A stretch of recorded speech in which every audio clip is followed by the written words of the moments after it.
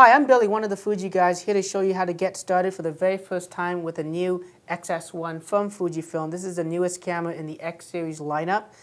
First thing you want to do, of course, is that it does use lithium-ion rechargeable batteries, and it does come with a charger. So you want to charge the batteries up for the very first time, at least 4 hours of charge. Now, of course, depending on the country that you have, it may come with a slightly different connector to the appropriate power slots. So again, charging the battery up for 4 hours. When it's ready to go, let's grab the camera. The battery compartment is on the bottom of the camera, and of course, open up the battery slot, you just slide this little lock over, and it should flip out in place for you. Okay, and it's spring loaded, so it stays open. When you have the NP95 batteries, you want to insert obviously the contacts going inwards towards the camera, but you also want the label here with the stripe facing on the outside of the camera here. So I'm not going to show you how that is. And it snaps in, clips in place, and that should be the proper way. As you can see, the curved area is actually at the bottom left of the camera right there. Ejecting it is pretty simple. You just pop that open, and it's ready to go right out. Close that battery. Second thing you want to do, of course, is to insert the memory card. The camera obviously doesn't include any memory card, so we do recommend you pick up a good set of memory cards. It does support the SD cards as well as the SDHC, as well as SDXC, and as well as the ultra high speed cards as well. If you plan to do HD video with this camera, or you plan to shoot RAW and JPEGs a lot, it is highly recommended that you pick up a Class 6 card instead. Otherwise, especially for HD video, if you plan to record videos, it records approximately 29 minutes of video, but if you have a slower card, that might be interrupted, and you might end up only getting 20 seconds of video because of the slow speed of the card itself. So make sure you have at least a Class 6 card. So inserting the memory card into the camera, of course, you want to follow the diagram. There's a little gold sticker here. It shows you the slanted area of the SD card, which is right here. And of course, you just want to face it into the camera like that. And again, if you look, the front of the card is the front of the camera, so facing it that way. And it should clip in place. To eject the card, you push it again, and it comes back out. If you have the card in the incorrect direction, which is this way, it won't go in, so don't try to force it in, as you can see. So make sure it's properly in that way. And okay, so let's take off the cap of the camera. As you can see, it's a very nice manual zooming lens. Right, camera's not on yet because it's manual. It's great. It does save in terms of battery life as well. Once you got the card in and the battery's in, you want to turn on the camera, and that just on with the on switch on the top of the camera there. And if it's the very first time you've switched the camera on, you will get the menu to select, the language settings and possibly the power save option as well as the date and time. So in this instance here, you can use the directional pad to select the language that you want. You can also use the command dial here to rotate left and right. I find it a little faster to use just the directional pad. I'm going to push OK. And this is not really my first time, so you don't see the date option as well, or the power saving modes. But you can always go into the menu, go into the setup tab of the camera by going down, and then adjusting the date and time if you didn't get a chance to do that, or even the language as well. What I recommend you to do for the very first time, if you're just sticking in a blank SD card, is to format that card by selecting it through the setup menu again. I'm going to push OK. And by formatting the card, it erases anything that's on the card and makes it ready for the camera to start taking pictures. It's better to do this because there sometimes are files on an SD card maybe that you don't know about, or that someone else copies stuff onto, and you end up getting errors sometimes with the camera causing write speed issues, or even read speed issues. So the best thing to do is just to format the card for the very first time before shooting.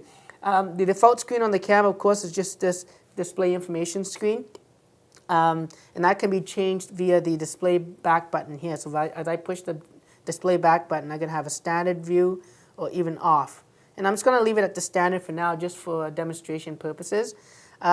Now, you can use the LCD screen, but you can also use this newly developed high-resolution EVF screen, just like that's found on the X100. by pushing the EVF button. But the camera does have an eye sensor, so when you stick your eyes to it, it auto switches to the LCD screen that's on the top of the camera, as you can see. You can also manually set that by pushing the EVF button. So if I push that one time, it's only the LCD screen, so that doesn't work. If I push it again, it's the EVF screen. So again, the sensor doesn't work, but the screen's on top right there. And the last option, of course, is the eye sensor, which is the default. And that's the mode I like to use a lot because it auto switches between the two LCD screens. Okay. Now to, obviously take pictures with the camera, the shutter button is on the front. Again, just pushing halfway down will pre-focus, and pushing it all the way down will take the picture for you, just like any camera. The zoom, of course, on the camera is a manual zoom, so it's rotated by this. So ideally, when you want to grip the camera, I personally don't like people doing this when they zoom in, zoom out, because it's not very stable to hold. So you want to have the lens, on your palm like that, and so that when you hold the camera, you can let go of one hand or the other, and you still have a nice steady grip on the camera. Again, as you can see there, as I'm zooming, it is a lot easier to do that way versus doing something like that. Okay, so that's how you zoom in on a picture. I'm just going to tilt the screen. It is a tilt screen on the camera, as you can see. I'm just going to tilt it so it's easier for you to see here. And as I zoom in on the subject, again, I can pre-focus by pushing halfway down and pushing all the way down to take the picture. Zooming out, it's the same thing. I can take a snapshot like that. I can also push the shutter button all the way down, and it also will take a fast shot because the camera has a very fast processing on it. It will quickly have a very fast autofocus as well as a very short shutter lag time. So if you like just to snap pictures like that, you can always do that. I personally like to pre-focus on a subject by pushing halfway down and then pushing all the way down to take the picture. Okay, the default mode in the camera is the EXR mode, and the EXR mode basically switches between the different sensor configuration. If you have good lighting, as you can see, it will set it to the HR mode, and if is some very bright areas, let's see if I can actually just get that done for you or not. It may not show.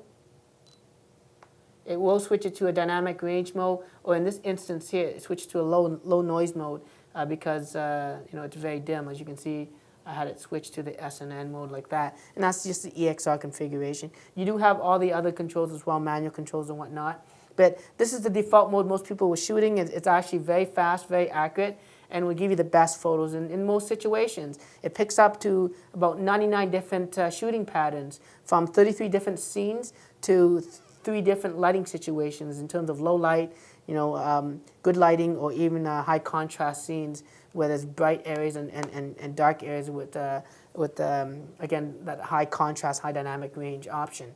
Okay, so that's just taking pictures, zooming in, zooming out. To play back your images, you push the playback button on the camera itself.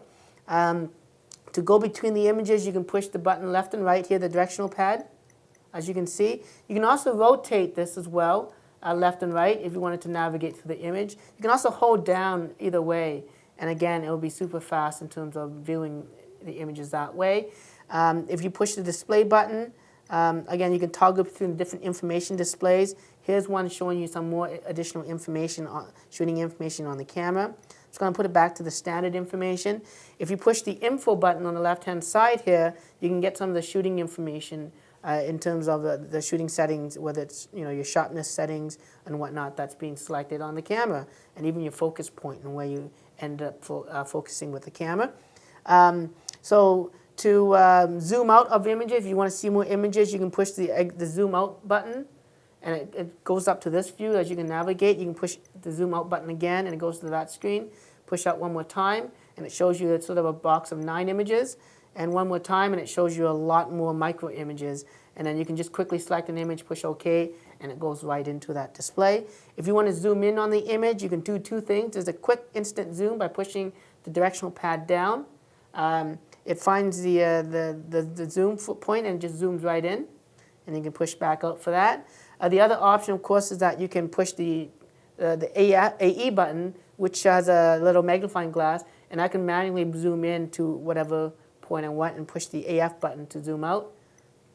And then I can navigate by panning left and right by using the directional pad on the camera. Okay, so that's sort of how you zoom in, zoom out of an image.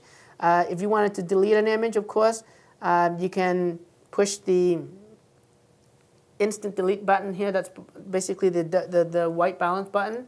You can push that, push up, OK, and it deletes that image. If you wanted to delete more images than that, you can go into the menu by pushing the menu OK button, going to the erase option right here, selecting that. And then you can do a couple options. You can delete all the images. You can also select frames to be deleted. I'll show you how that works. I'm going to select frames to be deleted. Let's say I want to delete that top frame right there. I'm going to select it. I'm going to push OK, and that now has a check mark. I want to delete this image in the middle and push OK. And now I have 2 check marks. I can push the display back button, and it's going to tell me I have 2 images to delete. Push OK, and those 2 images are deleted. If I want to wipe up all the images, I push the menu OK button, go back into erase, and select all frames, and now it's going to wipe up all the images on the camera. If I want to get back to shooting again, I just tap the shutter button halfway down, and it's ready to take my pictures again. So that's a quick getting started video on the X10 or XS1, sorry. Please see other videos that I've done by subscribing to the Fuji Guys, as well as following me on Twitter. Until then, I'm Billy, one of the Fuji Guys.